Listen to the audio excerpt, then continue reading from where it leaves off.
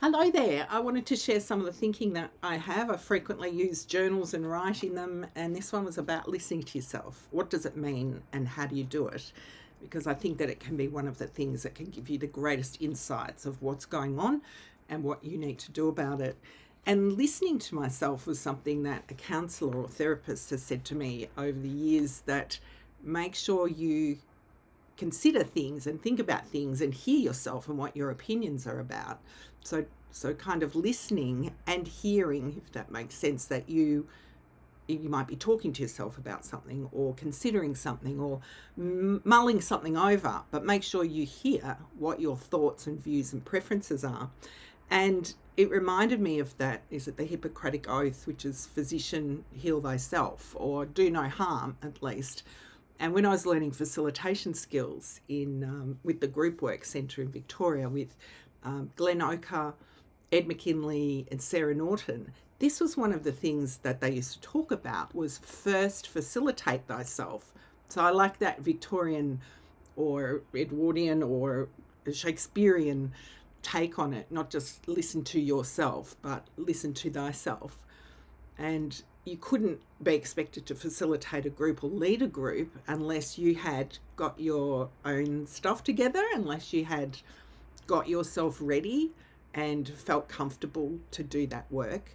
So it's kind of in that same vein, I think. And I remember that song from Roxette, listen to your heart. What's it saying? What do I need to do? Anyway, I think we can find out how something's gone after the event. So we do this thing called sense making and we reflect back on what happened and we make sense of it, and then we can start listening to ourselves. But sometimes that listening happens a few minutes later, and something's happened and you didn't kind of have the real witty comeback, or maybe you didn't advocate for yourself, or you didn't stand up for yourself. And so these sorts of things to me are about what can you do to listen to yourself? How do you go about doing it? And you might do it just a couple of minutes later, or hours, or weeks, or months, or years, or decades later. I was having some reflections and I wrote this stuff down. I had some insights and I think I listened to myself finally. And I was thinking back to the mother of a partner, a boyfriend I had at the time. And I think I'm only just piecing together what was going on and perhaps what I was saying, but I couldn't, hear myself from all that was going on. And I know she was certainly that kind of controlling, shall we say, narcissistic type. I think she scared me. She scared the heck out of me because she was kind of saying, oh, not my son. You will not be going out with my son. And I think it had to happen.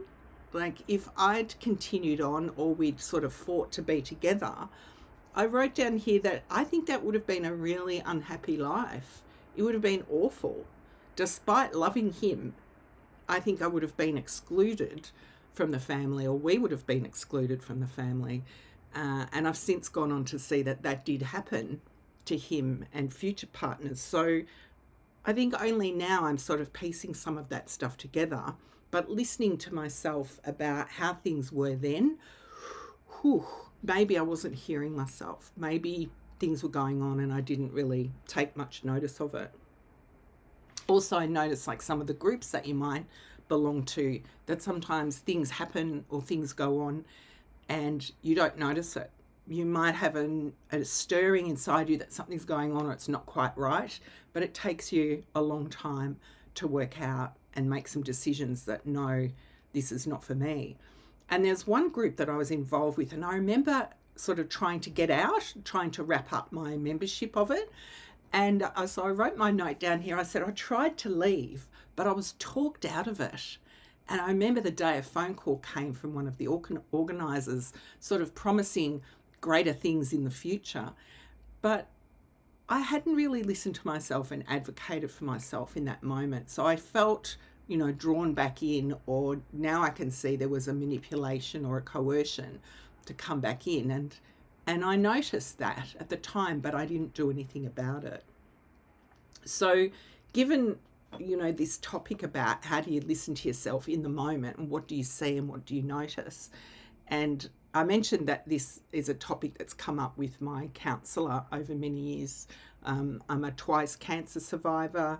I'm still, experiencing the grief in the loss of a parent, and I'm learning to pick up on things sooner, right? This is, to me, is how do I listen to myself?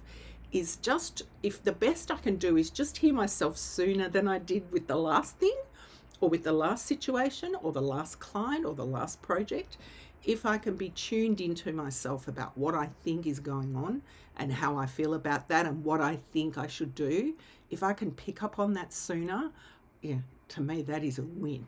That is a win. It doesn't mean I'm bad for not deciding or not doing something, but if I can just begin to tune into it a little bit sooner than I did the previous time. So I'm learning to pick things up. You don't want to end up in the role of a victim going, there was nothing I could do about it. Because particularly if you did notice some things, or you picked up on a pattern and you did notice it. And I remember years ago at a job that it was okay, but I was sort of just tolerating it. I had to do it. I needed to work. And there were a range of things that really I didn't think were right to be doing with employees or to employees about the hours they worked or the time they worked. And I was thinking, hang on, I don't think this is right. And I remember writing down some notes in a document on my computer, which a girlfriend of mine said, call secret documents pap test results. No one will ever look at it. So I called it pap test results, and in there it had all of my observations about what was going on in the organisation. And I was noticing lots of patterns. And, later on when I finished up, I was able to really distill what was going on and make sense of it. And so I find that thinking about it, just endlessly thinking about it, does nothing. Write it down. When I write it down, I'm able to make sense of things. But we don't have to be angry with ourselves if we didn't do it, or didn't notice it, or didn't hear ourselves soon enough. It's all of those things are a lesson. I think we're in a mode of trying to make sense forward, like we're trying to look, we love astrology. Hey, I'm a fan of Pam Gregory, come on. We love astrology, or we go to a tarot card reader, or we read our stars, or speak to intuitives, or listen to things that might indicate, or we do diagnostics. We have tests, we have all sorts of things where we're trying to, I think, predict into the future what's going to happen. So we're trying to make sense in the future so that we can control what's happening, to help with forward planning. Even do it with things like New Year's resolutions. But I think what we need to do is train ourselves more to make sense in the moment. And if we can't, then at least make sense sooner by looking, just looking to the recent past to say, what was going on there? What did I do? Did I notice some early signs? Did I pick up on some things, whether they're red flags or amber flags or just a flag? And you go, yeah, that's something that I might just take a notice of that. I might just write that down. And there's a little bit of an investigator in me. I think maybe I would have loved to work with a secret spy agency. I love films and TV shows that are about investigations, and I love that sort of legal type of show where they're gathering information, they're making sense of things. And I think there's something about this is being able to pick up on hints and clues and cues and go, did I notice something, but I didn't hear myself? But when you can quieten things down a bit, you can tend to hear yourself. And I've wrote some of the things down about how we do get drowned out. So the sound of our thinking gets drowned out by things like the media and the news and other people. So I'm making much more of a deliberate attempt to not have the television on at times where I might just by default turn it on, or I'm not going to social media when I'm, having a rest or relax, because all of that is extra stimulation. You know, it's extra information that I'm having to process, and it's noise. It's more and more noise. That means I can't work out what's going on for myself if I'm so busy trying to work out what's going on in the world. And there's so much going on in the world. And even if you turned off the media for a while, or I'm a great headline reader, so I just scan through the headlines of a print media online, and I don't actually have to go and click and read the article. I can read the headline and maybe the 25 words after it. And I've got a pretty good pickup of what's going on. It's rare that I want to go and actually read more detail about the article. And so I focus my attention on the things that I do want to learn about, or that I do want to hear. Because when I'm hearing or taking in that visual information, I know there are times I'm not then hearing myself. We're also busy with life. You know, a lot of people are in that sandwich generation where they're bringing up kids, caring for elderly parents. I'm caring for an elderly parent. I've also run a business, so I work and build my, programs and intellectual property that I work with clients on. And then, of course, many of us are exhausted from so many other things, just from the pace of life, or how challenging it can be just to drive somewhere from point A to point B and find your way, get on and off freeways, and don't add the complication of nighttime into a, foreign location. But we can also be distracted by other people and distracted by other devices. I was running a workshop the other day and we all counted off how many devices we had with us. And I had my laptop, my phone, and an iPad that I listen to podcasts and YouTube things on at night. So there I was in a room in a normal kind of workshop day, and I had 3 devices. And some people were sitting there with 2 phones or 2 devices for their job life, their home life, or I said their burner phone and their work life. But then with all of this noise, I think a lot of us are sitting, standing, moving through life going, I hope this situation gets better. I hope this thing improves, or I hope this job gets better, or I hope this relationship improves, or I hope my, living arrangements improve. And that is, I think, ourselves talking to ourselves about it, that we want something to improve, but it's that quieter moment of I hope, I want this to change. There's something about this I don't like. There's something about this that needs to change. So in the quiet moments, if you do have a quiet moment, I've been chasing joy, like what are the things that I really love to do? And I found that I wrote here, gardens, ! Now, I live in an apartment. I've got about 4 pot plants on the balcony, and I've got about 8 indoor plants. I don't have a huge garden. I love the little things I've got. So I really enjoy being in gardens. So I love to go to parks, botanic gardens. Whenever I'm traveling anywhere for work or pleasure, I will try and visit a botanic garden. I love local, regional parks, country town gardens. I'll go and see the charity service social club gardens, so the Apex Club or the Lions Club or the Rotary Club gardens.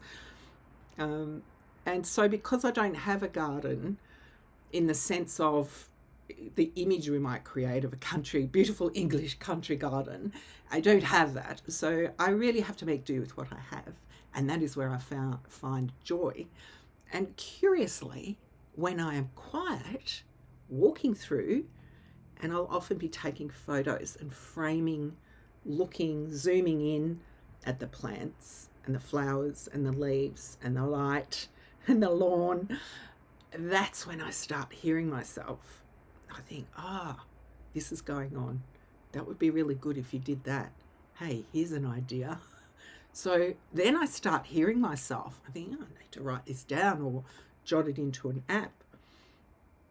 And I have loved the books of Paul Bangay, the Australian landscape gardener, and I've got several of his books. And when he was having an open day at his beautiful Stonefields property in central Victoria, he you could go and have a tour around the incredible gardens and he's published books on the gardens. It is, it's one of his life's works. And I got the opportunity to meet him, and so I got him to sign the books. And I've got a photo, like a beaming photo, going, here I'm meeting this person who's like, oh, what a genius, the way that he's designed and defined these incredible spaces. In fact, one of his books is called The Defined Space.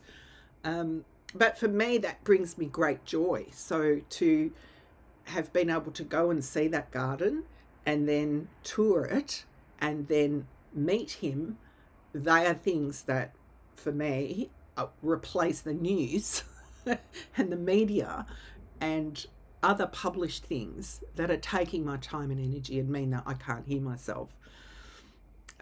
So now I'm always on the lookout for what beautiful parks, gardens, greenery, because for me, I've worked out this is the thing that makes me feel good.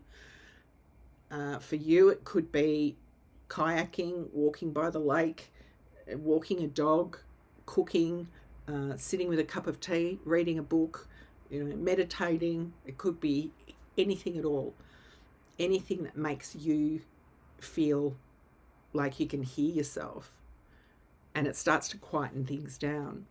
So last weekend I went to beautiful Mount Macedon here in Victoria in Australia, and I don't think I'd really driven around and walked around the parks, the public park areas there, since I was a little kid. So it's been a long time since I'd taken advantage of a public space within an hour of where I live, and I went there and had the most wonderful time. So for me, I'm making these sorts of changes. I wouldn't say they're huge changes, but I'm finding places where I know that I can hear myself. So how do you listen to yourself? I think you've got to calm the noise. How do you do that? Well, you've got to find things that put you in a state of joy and notice what happens during, before, during, and after that, because I find myself to be very, very calm after I've experienced that. And then I find that joy can last me hours, days, weeks. So I'm feeling all that beautiful joy come back to me now, just explaining it. I have beautiful joy looking through the photographs of the plants and the light and the trees that I took the other day. So that sort of thing calms me, focuses me. And as a result of that, I find I'm getting more in touch with what it is I think and what I want, how I'd like things to be, and therefore I'm better able to hear myself. And so one of the biggest learnings for me has been, don't wait for someone else to work out what it is you want.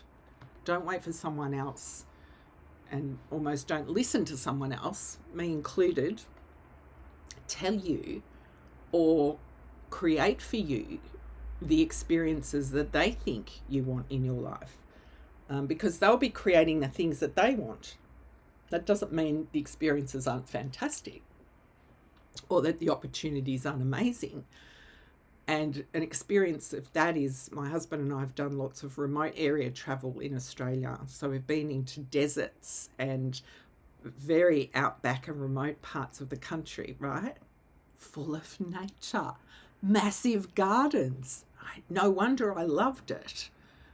There were parts of the travel that were really hard though, like being very isolated and having to be self-sufficient with the vehicle.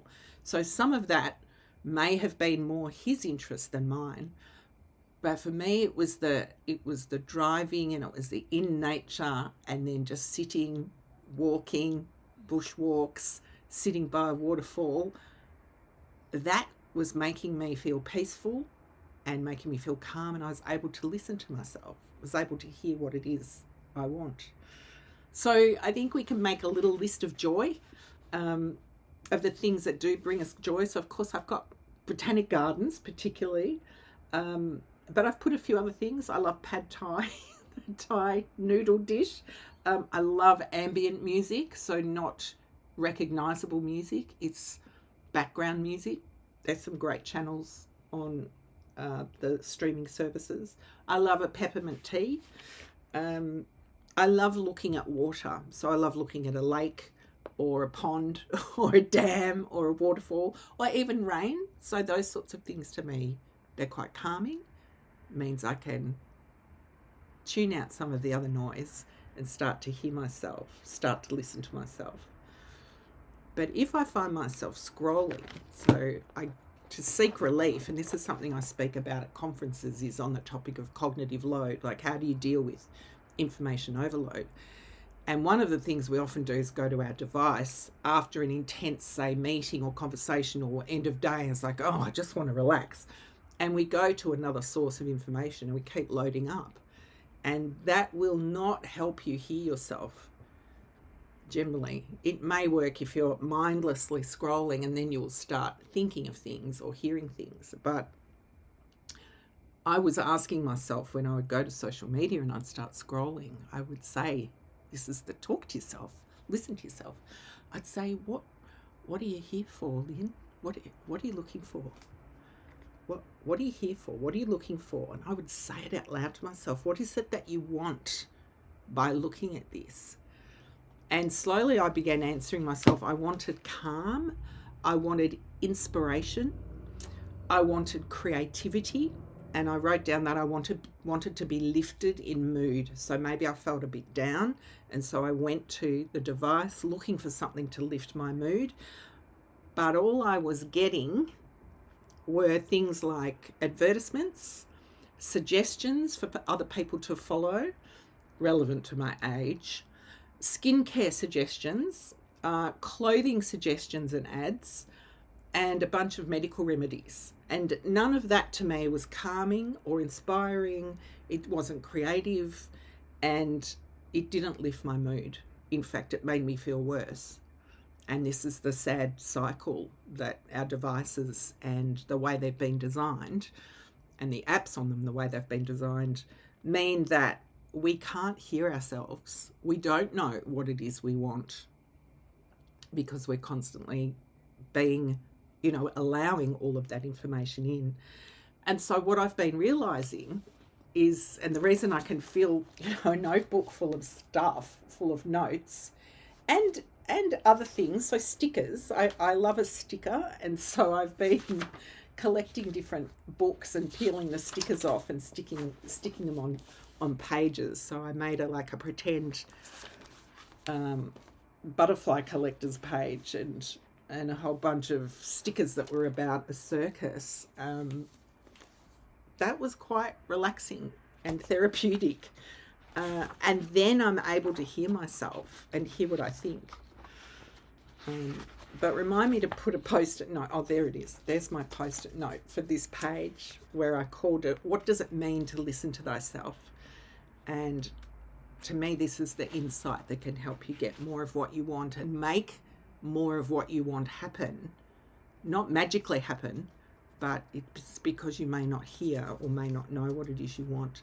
So even though I might have been scrolling on my phone looking for something, what I really wanted was in here.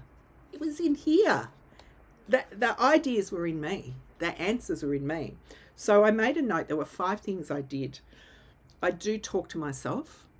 So I have a lot of voice memos on my phone. I might talk about them another time and how I use them. I do find opportunities for quiet. And if you're not used to quiet or you struggle to find quiet, it can be difficult then to deal with quiet when it comes along, or when you do find yourself having an opportunity for quiet, like a waiting room or traffic lights or waiting in a queue. So then I would write, and I love my journals and stickers. So I've always loved stationery, that tactile making of things and putting things together. And I've also been doing more of what I would call quiet art. So a lot of the sticks and branches behind me are about a craft or an art that I love, which is working with detritus or dead or dried materials. So here I've got a few experiments going on. I bought some flowers at the market and then I watched to see how do they dry. Do they still look pretty? Are they brittle? Do they fall apart? And I know that I can just look and feel and touch these, and these start to work like the garden.